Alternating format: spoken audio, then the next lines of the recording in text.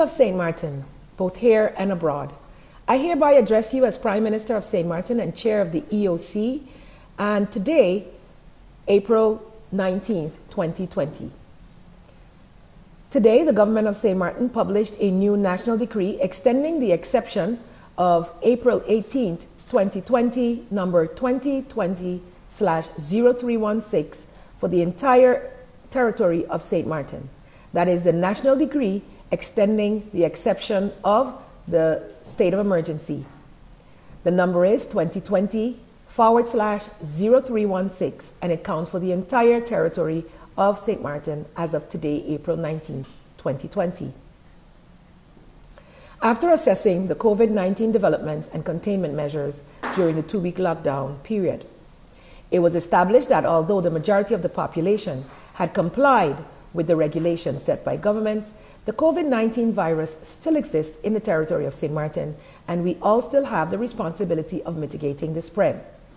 As CPS is actively busy assessing within the community how far this has been spread, we would like to ask the public's total compliance, agreement that this is for their own health, and assist government in mitigating the spread.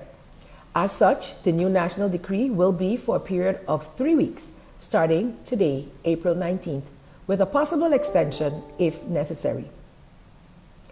Based on the latest available data and the counts as of April 19th at 1 p.m., that is today, the number of persons in self-quarantine total 98, in self-isolation 87.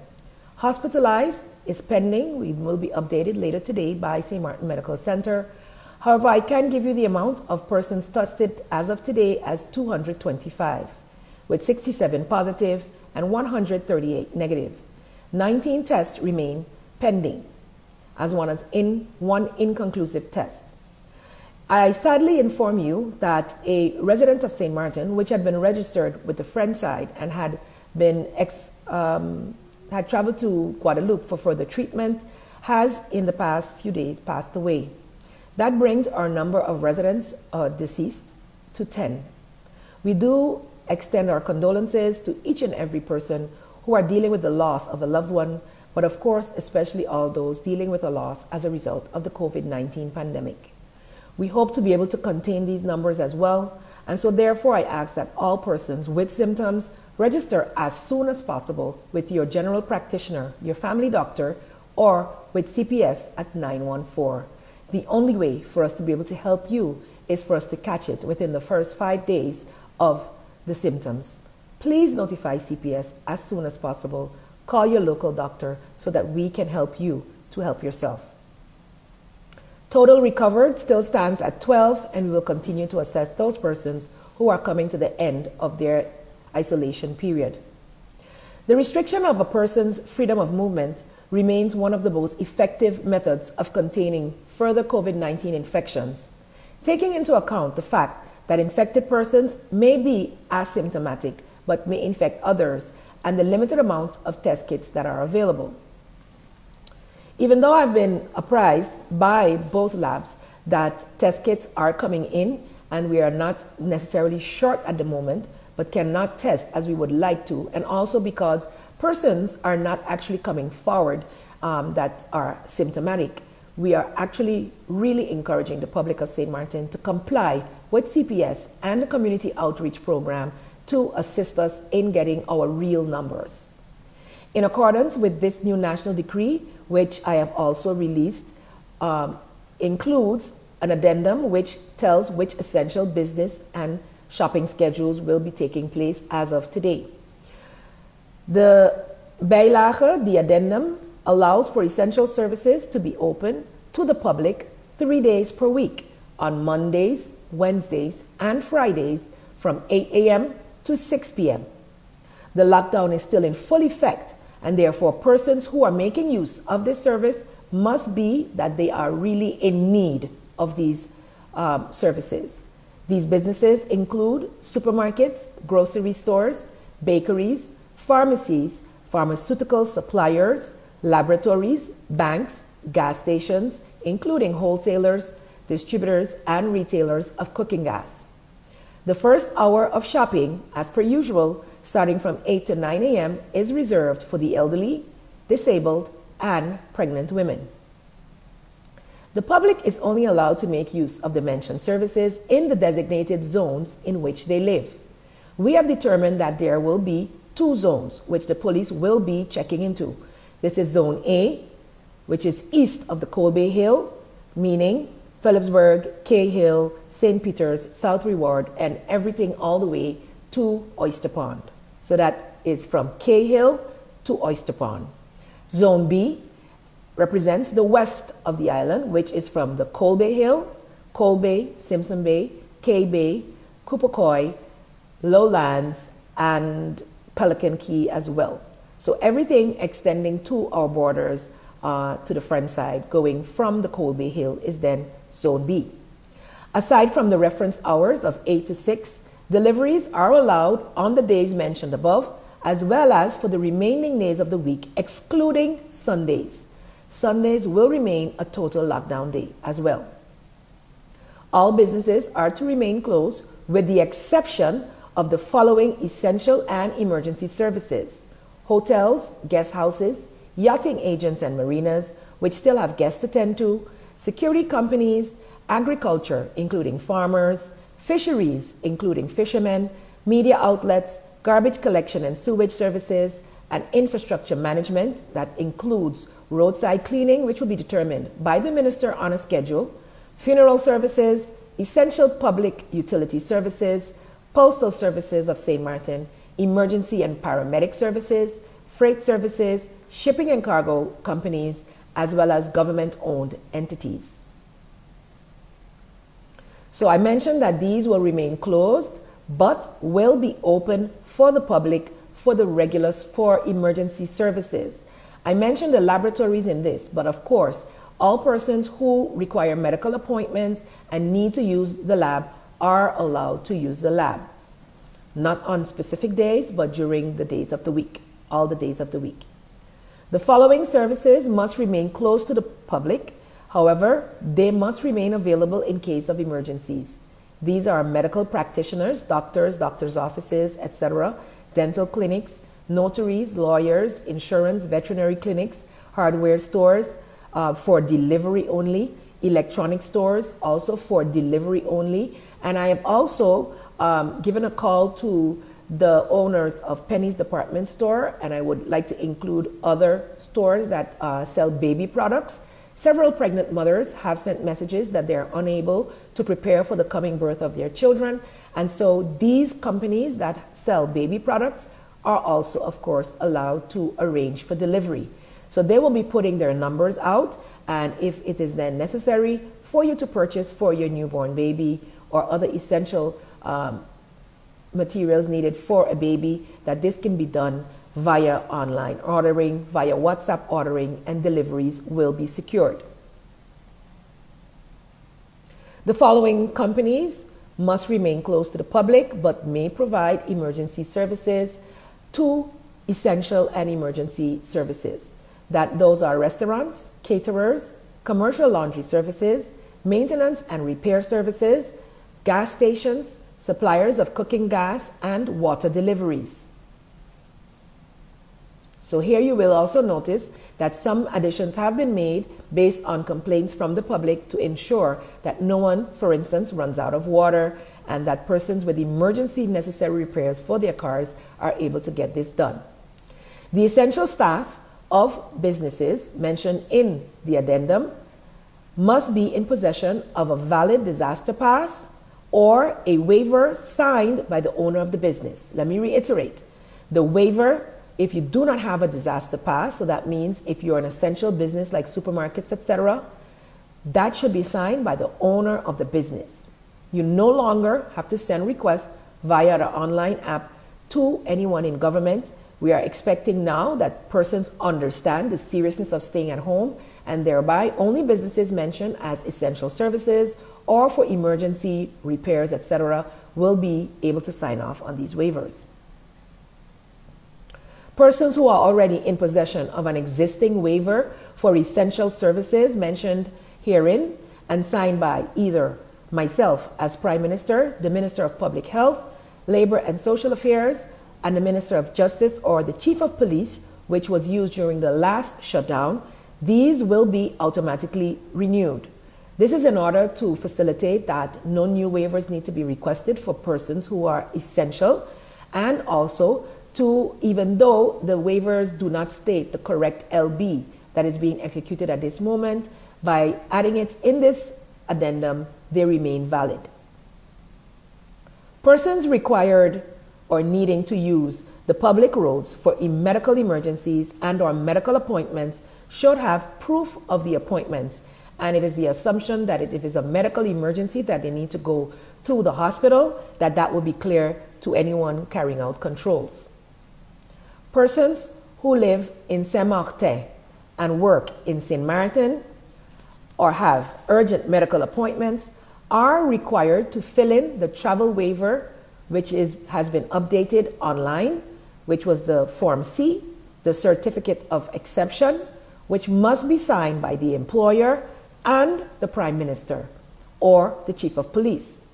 To reach the Prime Minister for this to be signed off on, you must email your form to pmtalks@stmartingov.org or use the website portal, or the Chief of Police at pr@policesxm.sx.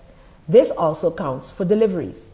That is again, so Chief of Police and myself will only be signing off on waivers for persons leaving from French St. Martin to come to Dutch St. Martin. We are the ones granting that permission. Vice versa, persons who live in St. Martin, Dutch St. Martin, and work in Saint-Martin or have urgent medical appointments in Saint-Martin should get the necessary waiver signed by their employer and the Prefet of St. Barth and St. Martin. Via the online form, the link and the email will be provided in the press statement, which will be disseminated. It is a very long one, so I won't even attempt to go into it. And the email address where this needs to be sent will also be put in our press statement, which will be published as soon as this public statement is over. I'm asking persons not to confuse the two. So if you are coming to the Dutch side, you need permission from the Dutch authorities. If you're going to the French side, you need permission from the French authorities. Of course, emergencies cannot be foreseen, but we're asking that if you know you have an appointment, to at least send in for your waiver request to be processed 24 hours in advance. Persons making use of their right to move around on the public roads and shop at supermarkets, grocery stores, etc., as have been mentioned in the list, on the designated 3 days must adhere to the following regulations. Only one person per family is allowed to stand in line and shop. One person. A maximum of 2 persons are allowed per vehicle, or in order to allow for proper social distancing, whereby one is in the front seat driving and the other is in the back seat behind the passenger side. All persons coming out of their cars to go into public areas must wear face protective gear and refrain from hugging, kissing, and extending handshakes. All of these are known ways in which COVID-19 are transferred to others. So for this period, we will greet each other from a distance and share love online, but all public displays of affection are hereby curtailed. Lastly, supermarkets, grocery stores, bakeries, and all others on the list of essential open to the public must adhere to the following conditions in order to serve the public. This will be strictly enforced by our economic affairs controllers as well as the police. There must be clearly defined markings outside and inside the store, including at the cash register, which enforces a distance of 1.5 to 2 meters between clients, as well as protection for your cashiers. As a matter of fact, I have told large supermarkets with many cash registers that they should have every other cash register manned in order that the cashier is also protected by persons walking next to them. Clearly marked arrows indicating one-directional traffic in all aisles must be clear for all clients.